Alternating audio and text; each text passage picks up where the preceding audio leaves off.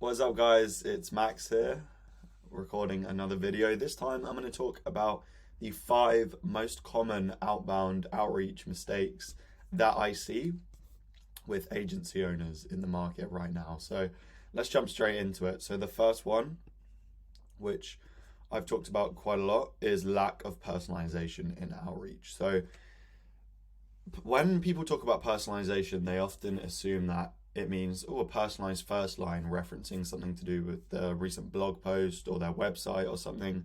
No, personalization is something that simply feels personal to the prospect. So an example of no personalization is sending a generic message without mentioning their specific needs or interests or pain points, fears, frustrations. Do you think a prospect is really going to care if they receive a message and it doesn't have anything addressing like a recent post they've done or something about a family member of those? Like, you don't have to do that. You just have to talk about what they actually want, what they're specifically struggling with, and show value in that you can actually solve a potential problem that they're dealing with. So if you get your targeting bang on, and if you actually have done the research into their background, industry, what not specific, you don't have to specifically reference the prospect's background. I think it's so much more valuable and so much more valuable for your time as the person doing the outreach to know who you're targeting, to know the pain points of who you're targeting. Market research is the most important thing out of all of this. And it's so easy. It's one of the highest leverage things because no one knows how to do it. No one is aware of how important it actually is, because it's not a shiny object, right? It's probably the most boring thing you can do.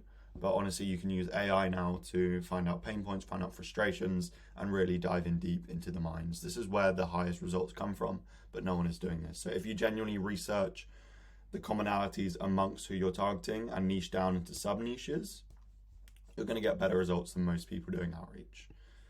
The next thing is, like I said, this comes from market research as well and doing the boring stuff, ignoring the target audience's needs. So, because obviously it's the least painful thing to do, right? It's just to send a generic message to a whole array of different people. Even if it's just one niche, you don't know if they're actually struggling with this, if they actually need your solution. Every time you send a cold email or every time you send any type of outreach, you want to reference in your wording the fact that you can alleviate a pain, a problem, a fear, frustration, everything like that. So if you don't define a clear target audience for your product and service, you can't clearly dive into what they actually want. So the first step is identifying what your target audience is and then doing the market research to actually reference them. So people, like it says here, this is such an important point. People cast a huge net out in terms of who they're targeting and just hope anyone comes to them. This allows them to they're always looking for the next quick amount of money. They get this huge net out and they're like, oh, we'll just target, I don't know, SaaS. So they'll just cast the net out. They'll have about a lead list of 6,000 different SaaS prospects. Obviously, everyone within SaaS is different. Every different sub-niche within SaaS has a different set of problems for the most part. So often they're reaching out with the same messaging, which just cannot resonate, and it just comes across as extremely unprofessional and unpersonalized. And this is where most cold emails get reported as spam. So just doing the research on your target market, what they want, casting a specific net, not just a huge wide net, more of like a sniper rifle approach, identifying who exactly your target audience is and finding out everything about them. It's just so important. I can't stress it enough. The next thing is premature focus on the sales pitch. So this is a typical example of when people push for a call way too quickly without actually trying to establish trust, without trying to create a relationship or a rapport with that prospect. They just pitch way too early. The goal with creating engaged leads is to offer them value first, to offer them things that are going to actually give them a reason to get on a call with you, because the more capability you display of being able to solve their problem, the more likely they're going to be able to give you some time, because they're busy, right? Everyone you're reaching out to is probably a busy entrepreneur. They've got loads of stuff that they could be doing. If you're someone that wants to consistently grow yourself, you know that there's always something that you could be doing productively to get to that next level. These entrepreneurs, they're very similar. So they're not just going to hop on a call with anyone. You need to actually prove in your outreach. This isn't 2018 anymore. You can't just send out a message saying, hey, this is what I do you want to get on a call? No, you need to be leading with value. You need to actually be providing value to these ideal prospects, whether that's in the form of a case study, a valuable doc, literally anything to show that you can actually deliver on what you say you can deliver. So people push for a sales pitch way too early. They'll just say their initial offer and say, hey, do you want to get on a call? Yes, this can work if your offer's good enough, if you're addressing the pain points, if you've done the market research. But overall, a better strategy to use is to, especially with more sophisticated buyers, is to offer value first. So instead of addressing the prospect's actual needs, people often talk a lot about the features and the benefits of their product and service. Talking about the benefits of your product and service will always be relevant, but nothing comes above actually addressing what the prospect truly wants. So don't focus too early on pitching. Always make sure you've nailed your market research before. Exactly. So the next stage is neglecting follow-ups and not nurturing leads. So not following up with prospects after the initial outreach list leading to missed opportunities. So on cold prospects, I would recommend doing anywhere from 3 to 5 follow-ups. So you've got the main email and then anywhere from there 3 to 5 follow-ups on that. Obviously, because there's so many different reasons why the prospect they might not have seen your message. It's useful to continuously follow up. If you genuinely believe that you can help them with your service and you've got a track record of doing so, why shouldn't you just consistently reach out to them? Like, they need your service. You can genuinely help them impact their lives. So consistently reach out to them. It's a very bad mindset to have that following up is spammy, because if you take person one who believes that follow-ups are salesy and spammy, and then you have another person who believes they're necessary and you should follow up on anyone on your dream prospect because you know they can benefit from their service, who do you think is going to book more meetings? The person that doesn't follow up or the person that does? So it's all a belief thing. If you change your beliefs in the right way to actually believe that follow-ups are necessary, which they are, because it's aligned with the objective truth, the person that follows up is going to book way more meetings. So you can use multiple communication channels as well for follow-ups. You don't have to specifically hit them on one platform.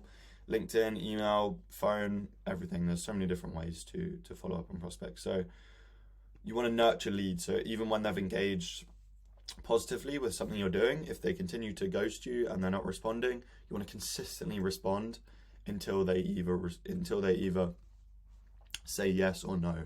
So recently I was watching a podcast, the Cold Email Hot Takes podcast with Instantly, and Michael Gardner, I believe, who's a cold email. He runs a cold email agency, and he was talking about how he's had deals that have taken 5 years to close, consistently following up over 5 years. So that's someone responding positively to a form of outreach that you've sent, and then over 5 years he followed up, and 5 years later the deal was closed. So never underestimate how necessary follow-ups are. They're always going to be paramount, especially with people being busy all the time. You want to actually remind them. If they're engaged, you've now got an engaged lead if they respond positively. So you just can't afford to let that go. So the last and final thing that I wanted to mention was failing to monitor and adapt strategies.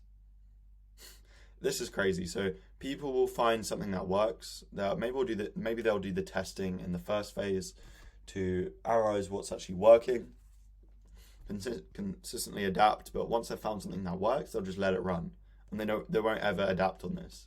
They won't ever iterate, try and find something better. You always want to be A/B testing.